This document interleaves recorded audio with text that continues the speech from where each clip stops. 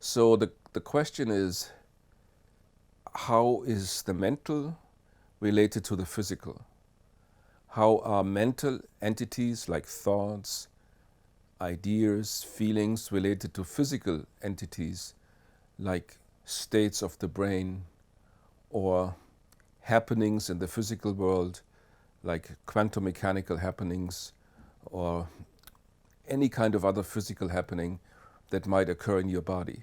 How is this related to your thoughts, feelings, emotions? The question only makes sense that the two are related if we assume that they are different. And at least prima facie, they seem to be radically different. For example, a physical object is always in space. The chair I'm sitting on is at a certain location in space and has certain dimensions in space. When I think about a certain thought I might entertain, like the thought that 3 plus 2 equals 5, I cannot really say that this thought is like 7 centimeters long and weighs 4.5 pounds.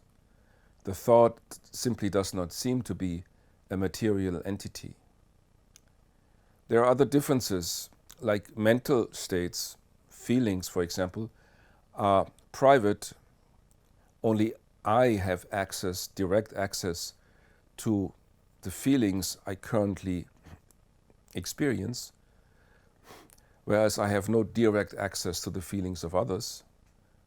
I might have indirect access, but they might report their feelings to me, or might see how they behave, but there's a certain asymmetry between my access to my own feelings and the feelings of others. So the mental is private, the physical is non-private, it's accessible from all sides from a third-person perspective. There are other differences, like mental states, like when I think about something. They are about something. I might think about a certain mathematical truth, like 3 plus 5 equals 8. What does about mean here? I'm thinking about. So the mind is having a content, is relating to a content which this particular thought is about. This aboutness doesn't seem to be a physical relationship, something we can study in physics. So there is no causal relationship between my mind and certain numbers in the Platonic realm of numbers, or any other realm for that matter. So there are certain characteristics of mental events, mental happenings, mental states that do not fit easily into the physical world, which we can study in the natural sciences, and that's why in the natural sciences mind is usually excluded.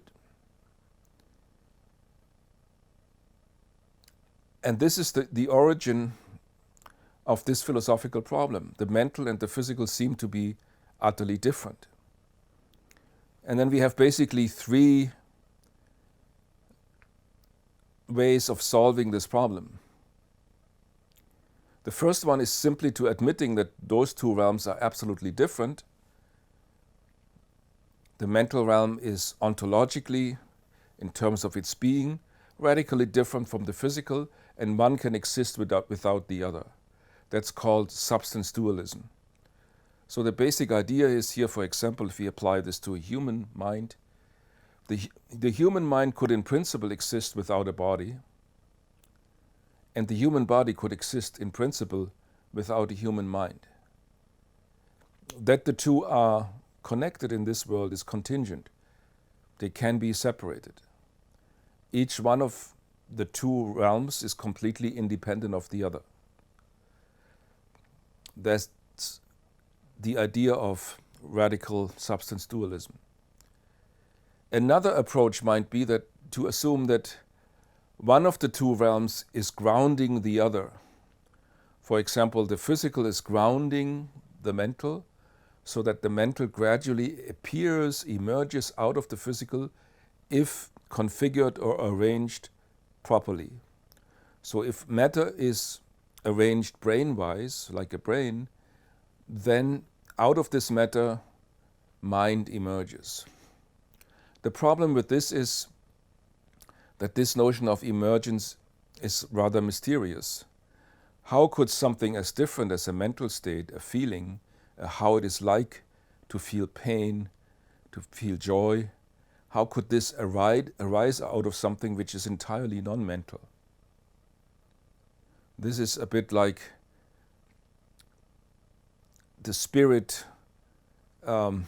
arising out of Aladdin's lamp in something that is utterly mysterious. We could also think this dependency the other way around, so that the mental is grounding the physical. That's the view of idealism. So idealists think often that the mental is the basic reality, and what we call the physical arises out of the mental as a well-founded phenomenon, which gets its entire being out of the mental basis. So here the mental is not dependent on the physical, it's the other way around. Idealists like Leibniz think that what we call physical can be fully explained out of an ultimately mental basis. The third alternative is to assume that this apparent duality between the mental that has characteristics of non-locality, privacy, aboutness, and so on, does only appear to be different from the physical, which has a clear position in space, has no privacy, intrinsic features, is fully described by relationships. So this difference is only apparent, a seeming difference. In reality, behind our conceptual schemes, there's only one reality. So my thought about a mathematical entity or my feeling is really identical to a certain brain state. There is a duality only in our conceptual schemes. In reality, there is radical unity. The trouble with this is that it is often argued that my thought is really a brain state. But identity is not that one thing is really the other. You can read it in both ways. Identity is absolutely symmetric. You could also say that my brain state is really the thought or the feeling because they are identical. If A is identical to B, then A is really B and B is really A. So the identity thesis gives us an idea of reality which is beyond the differences that our conceptual schemes allow for, and it's therefore very hard to grasp. But those are in principle the possibilities. Either the two realms, the mental and the physical, are completely separate, dualism, or one grounds the other.